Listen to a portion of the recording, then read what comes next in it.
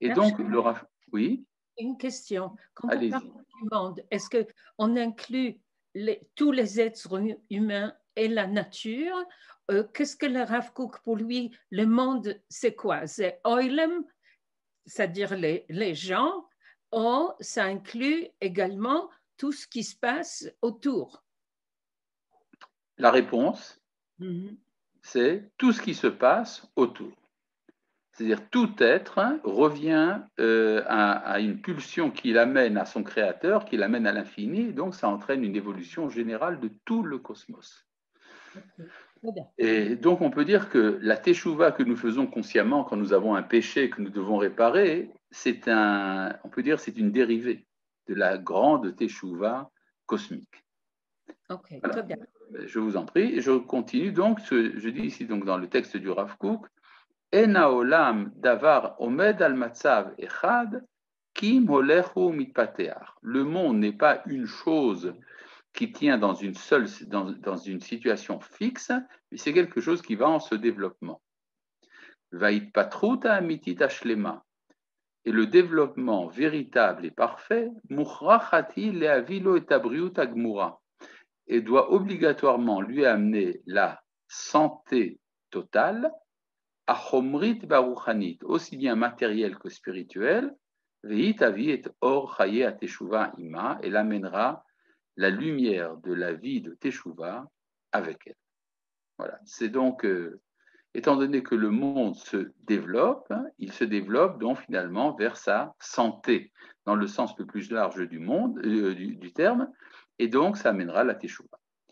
Vous avez à peu près la même idée dans le paragraphe Dalet, mais de manière un petit peu différente.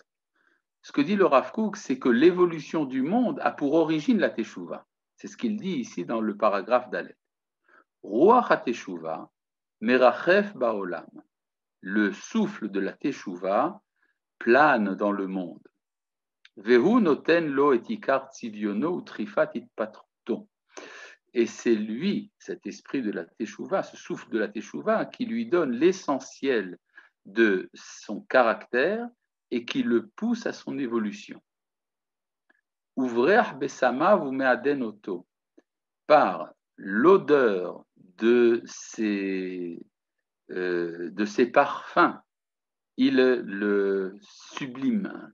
Venoten lo et kol kishron yofio va'adoro, il lui donne toute sa capacité de beauté et de splendeur. Ça veut dire quoi, cette phrase un peu lyrique? Ça veut dire tout simplement qu'il y a dans le monde un processus que le Rav Kook appelle ailleurs Bisum Haolam, c'est-à-dire la parfumerie du monde. Ça veut dire que le monde va en s'adoucissant, en devenant de plus en plus limpide.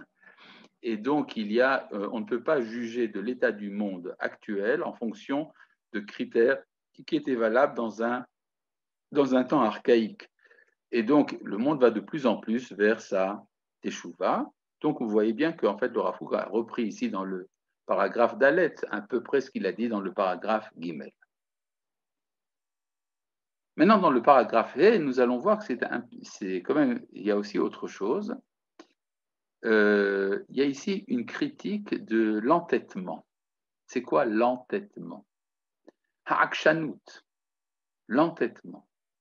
La mode tamid bedea achat, de rester toujours dans une seule et même opinion, c'est-à-dire ne pas être capable de changer.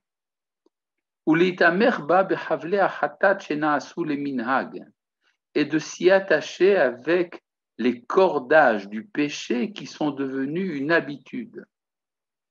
Ben bemaasim, ben bedeot, aussi bien dans les actes que dans les opinions. I mahala est une maladie. Haba'a mitor shikua be'avdut kasha, qui a son origine dans l'enfoncement dans un esclavage dur.